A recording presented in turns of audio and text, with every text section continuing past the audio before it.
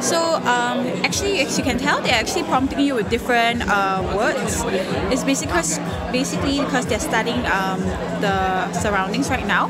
So if I move a bit closer, such as this actually prompt you with a flower, which comes with 4 different kinds of filters that will be suitable for like a flower.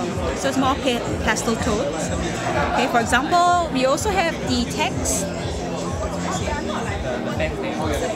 So what they're doing now is trying to study the surroundings. Let me just move a little bit closer. So it prompts us with text. So text, what it does, you can actually increase the intensity of the photo to make the text clearer. And you can adjust it as and when you like.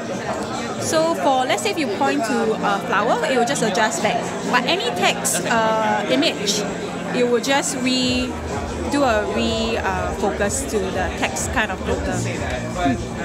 Even for food as well, we also do for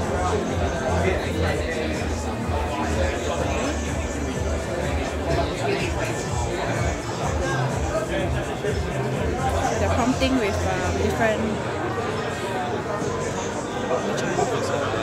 Yeah.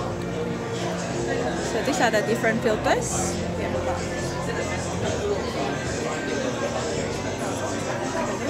So even for this,